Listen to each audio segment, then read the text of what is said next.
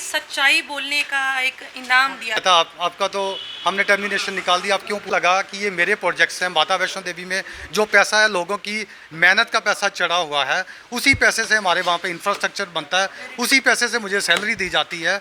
और अगर मैं उस पैसे को, मैं अपनी आंखों के सामने उस पैसे को बर्बाद होते नहीं देख सकता था। इसलिए जो सच्चाई मैंने उस मीटिंग में सामने रखी, उसका खमियाजा ये हुआ कि मैं रजिस्ट्रार साहब की नज़रों में एक अच्छा इंसान ना बन के एक बुरा इंसान मुझे कहता है कि आपका तो हमने लेटर निकाल दिया हो, तब इसका एटीट्यूड बिल्कुल चेंज हो जाता है। तो कहता है आपका तो हमने टर्मिनेशन निकाल दिया, आप क्यों पूछ रहे हैं। रिप्रेजेंटेशन आपने दी है, रिप्रेजेंटेशन वो हमारे ऊपर, हम उसे कंसीडर करें चाहे ना करें। मीटिंग में केस को तो आपको शाबाशी देनी चाहिए कि आपकी वहाँ पे जो परेशानियां हैं आपने बताई हैं। KS officer should appreciate me at that time कि this guy is having a vast knowledge about his subject. He knows what the things are going on, where is the wrong position and where is the right. If he is speaking in front of this meeting, in front of these people, he should appreciate me. But rather given appreciation letters to me,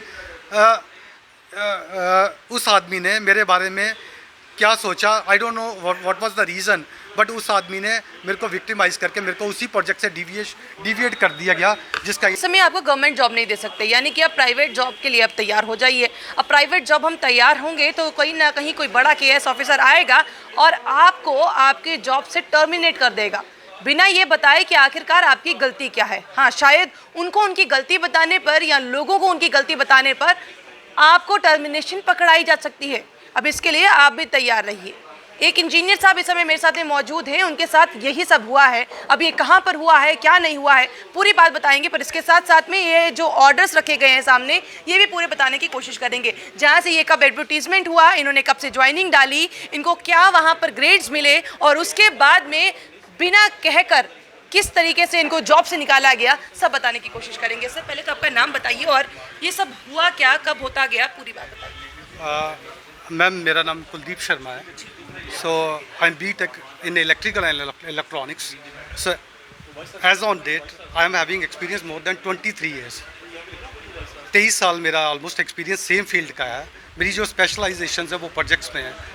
मैंने already multi MNCs में काम किया, multinational companies में, जिनमें जो अच्छे renowned brands की companies है, रिलायंस एनर्जीज़ है, जिसमें KEC इंटरनेशनल है, जिसमें गोदरेज है। एक अच्छे ब्रांड्स में मैं काम करके आया और अच्छी टॉप पोजीशंस पे। बट मेरा भी एक सपना था कि मैं भी अपनी स्टेट में वापस आऊँ। मुझे भी एक स्टेट में एक प्योरली हार्डकोर इलेक्ट्रिकल इंजीनियरिंग जैसी कंपनी में मुझे काम करने का मौका मिले।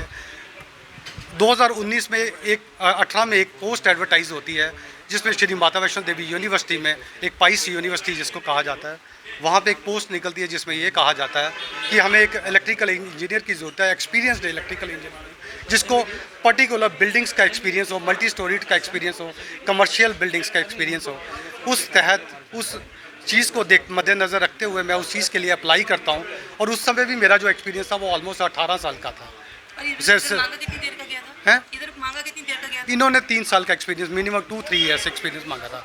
मैं अपनी वो प्राइवेट्स की सारी जॉब छोड़ के मैं कोशिश करता हूँ कि मैं इस एक माता वैष्णो जैसी अच्छी जगह पे जाके काम करूँ। और इस पोस्ट के लिए मैं अप्लाई करता हूँ। अप्लाई के तहत मेरे को एक कॉल लेटर आता है जो ये कहते हैं कि आपको एक रिटर्न में अपीयर होना पड़ेगा, एक आपको इंटरव्यू फेस करना पड़ेगा। मैं वो रिटर्न और इंटरव्यू दोनों फेस करता हूँ। माता रानी की कृपा से मैं मेरिट्स में आके मेरी सिलेक्शन होती है। मुझे एक ऑफ़र ऑफ अपॉइंटमेंट दिया जाता है 25 मार्च के करीब। और उस 25 मार्च में के तहत जो ऑफ़र ऑफ अपॉइंटमेंट होता है, उसमें जब ये पोस्ट करते हैं तो ये रेगुलर एडवर्टाइज़ करते हैं। बट जब ये ऑफ़र ऑफ अपॉइंटमेंट देते हैं, जब ये पोस्ट एडवर्टाइज़ करते हैं, तो उसमें इनकी ग्रेडिंग्स, इनके ग्रेड पे वो सब चीज़ें लिखी होती हैं एक रेगुलर जॉब की तरह। जैसे नॉर्मली उसको देखता आदमी को उतनी बात समझ आती है और आदमी अप्लाई करता है। बट जब ये ऑफ़र ऑफ अपॉइंटमेंट देते हैं तो उसमें ये अपनी कंडीशंस कुछ इम्पोज करते हैं, क्योंकि आदमी अपनी जॉब को उस समय वो अकेला उसका चयन किया जाता है उस आदमी का। वो अपनी ऑफ़र ऑफ अपॉइंटमेंट जैसे ही लेने जाता है तो ये उसको कहते हैं कि ये जस्ट इसकी जो कंडीशंस हैं आप इन पे मत जाएं, इट्स ए परमानेंट जॉब, आप इस जॉब को अगर आपको मिली है तो आप इसे लें। तो आदमी उसी कंडीशंस पे उस ऑफ़र ऑफ अपॉइंटमेंट को ले लेता है और इनकी कंडीशंस के मुताबिक काम करना शुरू कर देता है। मेरे केस में मैंने 25 मार्च को ये इनसे ऑफ़र ऑफ अपॉइंटमेंट मुझे मिला बाय पोस्ट, और उसके बावजूद मैंने 1 तारीख को इनके यहाँ पे ज्वाइनिंग डाल दी, 1 अप्रैल 2019 में। मेरी जॉब्स की कंडीशंस में ये था मेरी ज्वाइनिंग के तुरंत थोड़े दिनों के बाद वहाँ के उस समय के जो रजिस्ट्रार साहब थे उनके द्वारा एक ऑर्डर निकाला जाता है मेरी स्पेशलाइजेशन को देखते हुए, जो शायद उन्होंने इंटरव्यू के दौरान देखी थी या जो उन्होंने मुझे रीड किया था उस कमेटी के दौरान जब मेरी सिलेक्शन हो रही थी कि where I can fit in that organisation. तो उस समय उन्होंने मेरा एक ऑर्डर करते हैं कि मुझे एक प्रोजेक्ट्स के लिए रखा जाए, जो वहाँ पे अभी नई बिल्डिंगें आ रही हैं, न्यू एकेडमिक ब्लॉक्स बन रहा है, मैरिड अकोमोडेशन फॉर स्कॉलर्स बन रही हैं, या इस तरह के एक स्पोर्ट्स स्टेडियम आया था। उन्हीं दिनों में वो कोई 100 करोड़ के प्रोजेक्ट थे जिसके लिए उन्होंने मेरे को बोला कि independently you look after this project, you have the capability, you can manage this projects. So finally मैं उस प्रोजेक्ट्स को देखना शुरू कर देता हूँ। माता रानी के आशीर्वाद से और अपनी मेहनत के और पुराने एक पास्ट एक्सपीरियंसेस को मैं अपनी उसको प्रैक्टिकल शक्ल देते हुए मैं अपनी पूरी मेहनत करता हूँ। और मेरे जो अफसरान, जो मेरे रिपोर्टिंग ऑफिसर्स हैं या जो मेरे रिव्यू ऑफिसर्स हैं, जो मेरे डिपार्टमेंट के हैं, वो मुझे उस पूरे साल की 19 से लेकर 20 तक की जो मेरी परफॉर्मेंस को रेट करते हैं वो वेरी गुड रेट करते हैं, जिसकी एक कॉपी का मैं आपको नमूना दिखाऊंगा। और उसी को जो HOD हैं वो भी रेकमेंड करते हैं, जो मेरे इमीडिएट सुपीरियर्स की रिपोर्टिंग जाती है, जिसमें मेरा वेरी गुड अप्रेजल किया जाता है। उस वेरी गुड अप्रेजल के बाद जो ऑर्गेनाइजेशंस, जो एक वेल ऑर्गेनाइज्ड ऑर्गेनाइजेशंस होती हैं, वो एक प्रोविजन क्लोज का एक लेटर देती हैं कि आपने सेटिस्फैक्ट्री आपने ये निकाला है, और उसी के मुताबिक आपको ये एक एप्रिसिएशन लेटर भी दिया जाता है, जो नॉर्मली माता वैष्णो देवी की एक प्रथा भी चलती आ रही है, उस तरीके से वो देते हैं। और किसी का अच्छा परफॉर्मेंस नहीं होता, हाँ, और एक अच्छा परफॉर्मेंस अच्छा होगा तो उसको लेटर अच्छे का मिलता है, जिसका गलत काम होगा उसको गलत के लिए दिया जाए, ताकि वो ऑनवर्ड्स अपने आप को इम्प्रूव कर ले या अपने आप के लिए और उसका मॉरल बूस्ट हो जाए। बट मेरे केस में ऐसा नहीं किया गया, क्योंकि इनके पास मैं उसी लेटर को मांगने के लिए personally verbally I have requested so many times to the establishment sections, but मेरे को वर्बली अश्योर्ड ये किया गया कि आपकी सेटिस्फैक्ट्री परफॉर्मेंस थी, इसी के बलबूते पे आपको इंक्रीमेंट्स मिले, आपको DNS अलाउंसेस मिले, तो you need not to be worry for it's a job, permanent job. But मैं उनसे यही कहता था कि I am not scared, I am just asking for my personal records, but मुझे फिर भी वो नहीं दिया गया। उसके बाद ये ऐसे ही टालते गए या टलता गया? मैं वही कह रहा हूँ, 20 को देना था, 20 इन्होंने पूरा निकाल दिया, 21 भी आ गया। मैंने वो 21 की पूरी परफॉर्मेंस दी, मेरे रिपोर्टिंग ऑफिसर्स के द्वारा मेरी 21 की परफॉर्मेंस जो थी वो भी रेट की गई वेरी गुड, वो भी वेरी गुड रेटिंग की गई। जो मेरे चीफ इंजीनियर हैं उनके द्वारा भी वेरी गुड रेटिंग की गई। और अल्टीमेटली ये एस्टेब्लिशमेंट सेक्शन में जाता है, जहाँ पे वो लोग काम करते हैं जिनका मेरे से कोई लेना देना नहीं। Basically I am a technically guy and I am working underneath technical peoples, so technical people can understand what the calibre I am having and what I don't have, so accordingly they assess and they write the things. तो उसके अलावा मुझे 21 में भी ये नहीं दिया गया। मेरे कुछ सही चल रहा है, वेरी गुड चल रहा है, अचानक ही टर्मिनेशन की बात। मैं इसीलिए मैंने आप सब लोगों को इकट्ठा किया है कि मेरे साथ ये इनजस्टिस हुआ है, मुझे जस्टिस दिलवाया जाए, जहाँ से भी अब ठीक समझते हैं दिलवाने के लिए। ये 21 की बात है, 21 में निकल गया, 2 साल पूरे गुजर गए। 2 साल के बाद भी मैं अपना काम उसी पेस में करता रहा। 2 साल गुजरने के बाद हमारे यहाँ एक नए रजिस्ट्रार साहब ज्वाइन करते हैं, स्टेट से आते हैं। लोगों को ये बड़ी उम्मीदें थी कि स्टेट से कोई आदमी आ रहा है तो शायद कुछ वैल्यू एडिशन करें, कुछ नया दें इस यूनिवर्सिटी को, जहाँ पे जो भी कुछ गलत होता है लोगों के साथ वो ना हो, और एक अच्छे तरीके से एक जहाँ जो भी कमी है इस यूनिवर्सिटी में और बेटर हों। बट ऐसा सोचना उन यूनिवर्सिटीज़ के एम्प्लॉई का, उन यूनिवर्सिटी के लोगों का मानना मेरे हिसाब से गलत होगा, क्योंकि मुझे 4 महीने के बाद एक पहली मीटिंग होती है। उस पहली मीटिंग में बीइंग ए टेक्निकल अफसर, बीइंग ए इलेक्ट्रिकल इंजीनियर, हमारी मीटिंग रहती है जिसमें उस प्रोजेक्ट्स को रिव्यू किया जाता है जो प्रोजेक्ट्स 2019 से स्टार्ट हुए थे। उन प्रोजेक्ट को रिव्यू किया जाता है, जिसमें हमारी दिल्ली से कंपनी आती है कोठारी एसोसिएट्स, जो एक आर्किटेक्ट है, वेल रिप्यूटेड फर्म है।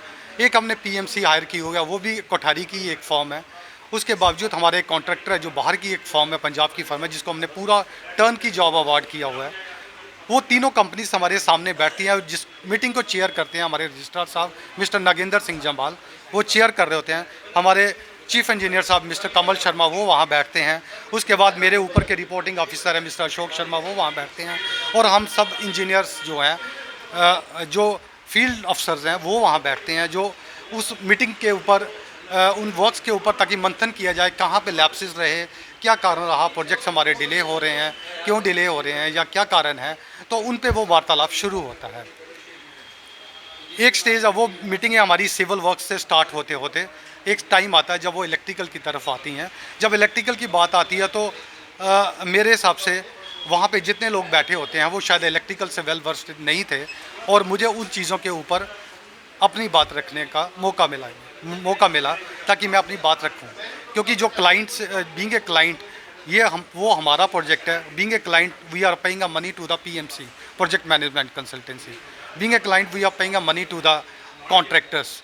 Being a client we are paying money to the architects for inputs के लिए, जो भी ड्राइंग्स हैं, डाटाज हैं, बिल ऑफ क्वांटिटीज़ हैं। Ultimately everything Kothari is designing for अस।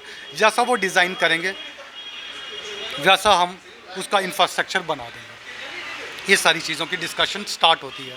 उस मीटिंग के दौरान मैं देखता हूँ कि जब चीज़ें एक प्रोग्रेस की तरफ ना जाके चीज़ों को अलग टर्न दिया जाता है, तो वहाँ मुझे बोलने के लिए मुझे लगता है कि मुझे इन जगहों पे बोलना चाहिए, क्योंकि मैं अपने फील्ड के बारे में शायद मेरे से बेहतर वहाँ कोई आदमी नहीं था जो उन लोगों को समझा सके कि कहाँ कहाँ क्या क्या लैप्सेस हैं। जब मैंने उन चीज़ों पे बोलना शुरू किया, उस मीटिंग में मैं कोई आधा घंटा बोलता रहा कि कहाँ पे कॉन्ट्रैक्टर के एंड पे लैप्सेस हैं, कहाँ PMC के एंड पे लैप्सेस हैं, और कहाँ कोठारी जो आर्किटेक्ट है उसके एंड पे लैप्सेस हैं।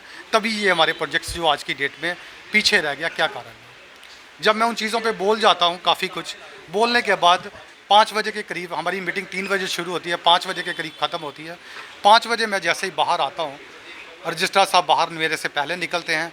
हमारे जो हमारे जो आर्किटेक्ट्स हैं या PMC है, वो रजिस्ट्रार साहब के साथ उनके कैबिन में मिलने चले जाते हैं, और हम अपने सेक्शंस में नीचे अपने इंजीनियरिंग सेक्शन में वापस आ जाते हैं। उसके 5 मिनट के बाद हमारे इंजीनियरिंग हेड को, जो मिस्टर कमल शर्मा, उनको एक मैसेज आता है कि आप इमीडिएटली एक ऑर्डर बनाएं, और जो कुलदीप शर्मा इलेक्ट्रिकल के पूरे प्रोजेक्ट देखते हैं उनको यहाँ से डिवीट किया जाए। उनको प्रोजेक्ट, जो आपको हो रहा है, ये सच्चाई बोलने का एक इनाम दिया जाए। ये जबकि मेरे को लगा कि ये मेरे प्रोजेक्ट्स हैं। माता वैष्णो देवी में जो पैसा है, लोगों की मेहनत का पैसा चढ़ा हुआ है, उसी पैसे से हमारे वहाँ पे इंफ्रास्ट्रक्चर बनता है, उसी पैसे से मुझे सैलरी दी जाती है।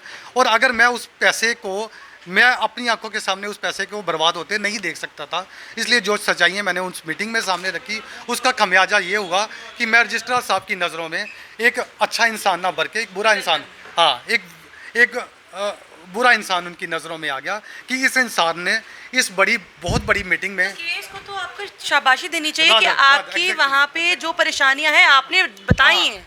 KS officer should appreciate me at that time कि this guy is having a vast knowledge about his subject. He knows what the things are going on. Where is the wrong position and where is the right?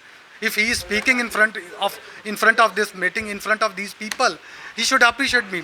But rather given appreciation letters to me, उस आदमी ने मेरे बारे में क्या सोचा, I don't know what was the reason, but उस आदमी ने मेरे को विक्टिमाइज़ करके मेरे को उसी प्रोजेक्ट से डिविएट कर दिया गया, जिसका ये लेटर है मेरे पास कि इमीडिएटली मेरे को उस प्रोजेक्ट से हटा के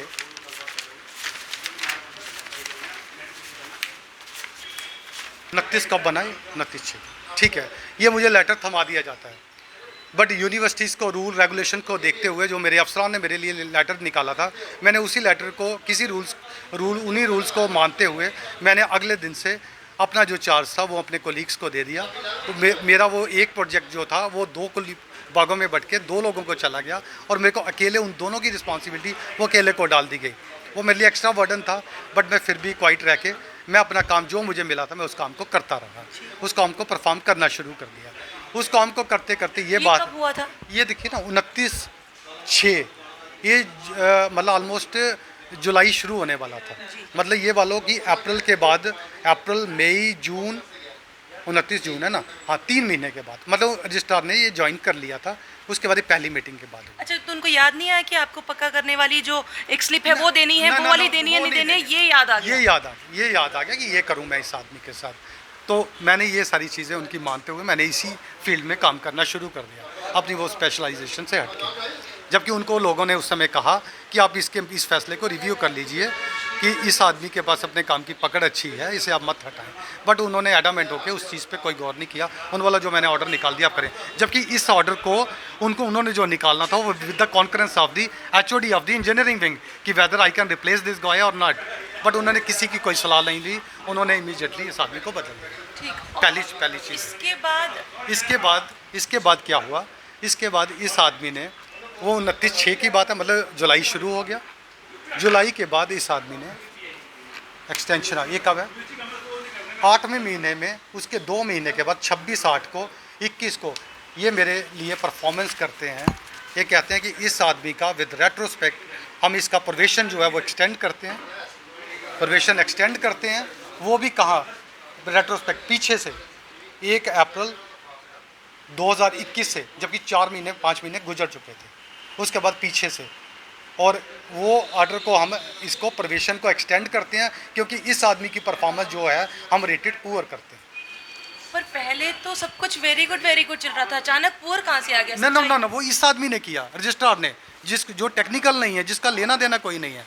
मेरे रिपोर्टिंग ऑफिसर वेरी गुड लिख रहे हैं, बट ये आदमी उनको कॉन्ट्राडिक्ट करके, जब अप्रेजल ऊपर जाते हैं, रिव्यू कमेटी का वो एक मेंबर है वाइस चांसलर के साथ मिलके, और उसके बाद मुझे ये लेटर इशू कर रहे हैं। मैं इसके बावजूद भी उनको एक गुहार लगाता हूँ, रिक्वेस्ट करता हूँ, एक रिप्रेजेंटेशन देता हूँ कि सर ये जो मेरा हुआ आपने पुअर लिखा है, मेरी पुरानी परफॉर्मेंस को चेक किया जाए, मेरे जो APR सबमिट हुए उन्हें चेक किया जाए, कहीं इसमें कोई गलती ना लग गई हो। आप मुझे पुअर लिख रहे हैं, मेरी तो वेरी गुड परफॉर्मेंस है 2 ईयर की, और मैंने अच्छा परफॉर्म किया, तो आप मुझे पुअर लिख रहे हैं। बट उसके बावजूद मुझे कोई जवाब नहीं दिया जाता। मैं अपनी सर्विस को उस अगस्त महीने से फिर आगे करता रहता हूँ अपनी उसी डेडिकेशन के साथ। मेरा वो अगस्त निकलता है, सितंबर निकलता है, अक्टूबर, नवंबर, दिसंबर, जनवरी, फरवरी और मार्च आ जाता है। इन्होंने मेरी जो प्रोवेशन एक्सटेंड किया, कहाँ से किया, 1 अप्रैल से लेके और 2022 का 31 मार्च तक, मतलब 7 महीने वो और 5 महीने पीछे के वो लेके कर लिया। अब मेरे वो 7 महीने गुजरते हैं, मेरे से 31 तारीख को मुझे इमीडिएटली नीचे एक इन्फॉर्मेशन आती है, आप अपना अप्रेजल जल्दी दीजिए, आपका 31 तारीख आज लास्ट डेट है। मैं उस अप्रेजल को भरता हूँ, 4:45 बजे मैं अप्रेजल सबमिट करता हूँ, जिसकी ये कॉपी मैं आपको दिखाऊंगा। उस अप्रेजल को सबमिट करता हूँ, तो उस अप्रेजल्स को उसमें मैं आपको रिमार्क्स नहीं दिखा सकता क्योंकि वो अप्रेजल मेरे रिपोर्टिंग ऑफिसर भर के ऊपर भेज देते हैं। उन्होंने क्या रिमार्क्स दिए, क्योंकि वो टाइम 15 मिनट का टाइम था, उसमें ऊपर भेजा गया, मैं उसका फ़ोटो कॉपी नहीं अपने लिए रख सका, ना मैं किसी से मांग सका। तो कि उन्होंने वेरी गुड लिखा, जहाँ बुरा लिखा, जहाँ अच्छा लिखा। बट जब मैंने उनसे इंक्वायर किया तो उन्होंने कहा कि हमने आपकी जो वर्क प्रोफाइल था, वो आपका वर्क प्रोफाइल अच्छा था, आपने इन 8 महीनों में पूरी मेंटेनेंस यूनिवर्सिटी की संभाली है और आपने बड़े काम किए हैं, इस वजह से हम आपके लिए बुरा नहीं लिख सकते। मगर मेरे को उस अप्रेजल के जाने के बाद उसी 31 तारीख को 15 मिनट में मेरा लेटर बनता है कि फर्दर इस आदमी की हमें ये लेटर मेरे लिए बनता है। 31 मार्च को ही बन जाता है, जबकि मैं 4:45 बजे वो अप्रेजल देता हूँ और 4:45 बजे मेरा लेटर बनता है, जिसमें लिखा जाता है, non closure of the probation period, non continuation of the services, mister Kuldeep Sharma junior engineer electrical wing. इधर तो यानी कि अब आपको नौकरी खत्म। मैंने जब, अच्छा उसके बाद क्या कहते हैं ये मुझे, मैं जब शाम को मैं उनसे पूरा दिन मिलने के लिए टाइम मांगता हूँ, मेरे को ये 1 तारीख को लेटर देते हैं 1 अप्रैल को, और उस 1 तारीख को मैं इनसे मिलने के लिए ट्राई करता हूँ, मुझे पूरा दिन निकल जाता है, मुझे ये टाइम नहीं देते। शाम को मैं इनसे फिर रिक्वेस्ट करता हूँ मुझे अपना 10 मिनट एटलीस्ट आप मुझे दें, आपने मुझे ये लेटर दिया है, मुझे आप बता तो दें कि मेरे एंड पे मैं कहाँ डिफ़ॉल्टर हूँ, क्या गलतियाँ हैं जो आप मुझे कह रहे हैं। तो अच्छे दिन आते हैं और मेरे लिए पहला नवरात्रा कैसा था वो मैं आपको इस लेटर के माध्यम से दिखा सकता हूँ कि मुझे इन्होंने non closure of the probation period, non continue of the services दिया। मेरे लिए वो अप्रैल फूल भी था और मेरे लिए वो मैंने पूछा कि मेरे साथ ये मेरे को मजाक तो नहीं किया गया, क्योंकि बड़ा मजाक नहीं मैं उनसे इसीलिए पूछा, मैंने कहा सर ये जो मुझे जिस तरह का लेटर दिया गया होगा, आप अपने दिल पे हाथ रख के बताएं कि क्या वाकई ये कुलदीप शर्मा ऐसा आदमी था जिसने कुछ नहीं किया इस यूनिवर्सिटी के लिए, और आपने मुझे ये लेटर, तुम्हारी, आप जानते हैं मेरी उम्र कितनी है, 50 साल उम्र है, मेरी वाइफ है, मेरा बच्चा है, आप मुझे आज नौकरी से निकाल रहे हैं, मेरे को कौन नौकरी देगा आज की डेट में? तो आप मुझे किस बेसिस पे ये सब कुछ कर रहे हैं?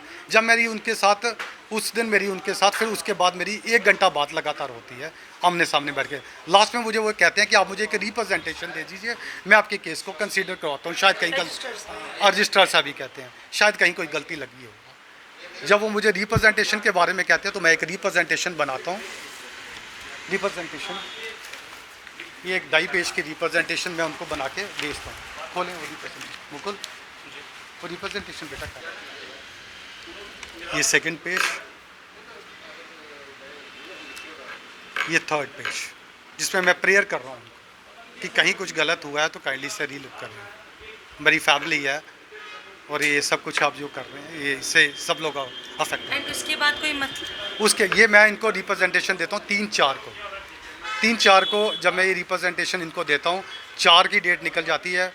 5 तारीख को मैं इनसे पर्सनली द्वारा मिलने के लिए जाता हूँ कि सर मैंने एक रिप्रेजेंटेशन आपको सबमिट की थी। तो आज की डेट पे तो मैं दफ्तर में अटेंडेंस भी नहीं लगा पा रहा हूँ, ना कहीं बैठ पा रहा हूँ, समझ नहीं आ रहा कि काम करूँ या नहीं करूँ, क्योंकि मेरे आगे के रास्ते तो बंद हैं।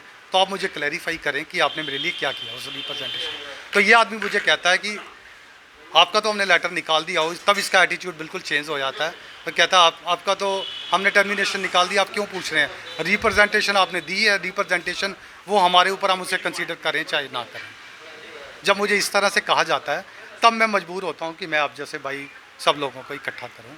और आज कल के बाद 5 थी और आज 6 तारीख, और आज मैं सब लोग, और ये 6 तारीख कहीं ना कहीं फ़ायदेमंद साबित होगी या नहीं होगी, अब ये तो सवालिया निशान है। पर एक परिवार के लिए नवरात्र बहुत मुश्किल से बीत रहे हैं, ये वो जानने की ज़रूरत है। पर सबसे बड़ी बात ये है कि आखिरकार अगर आप एक लेटर निकालते हैं जिसमें आप ये कहते हैं कि भैया एडवर्टीजमेंट है जिसमें आपकी नौकरी है, नौकरी के लिए वो सब कुछ जितनी भी क्राइटेरियाज होते हैं उसमें से अगर फुलफिल होते हैं, या तो क्राइटेरिया से फुलफिल ना हो, क्राइटेरिया से फुलफिल भी हो रहे हैं, हर काम भी कर रहे हैं, हर काम करने के बाद अच्छी परफॉर्मेंस भी दे रहे हैं, वेरी गुड लिखा जा रहा है, अचानक एक सच बोलने के बाद ऐसा क्या हो गया जिसकी वजह से अब उनको अपनी नौकरी तक गंवानी पड़ गई?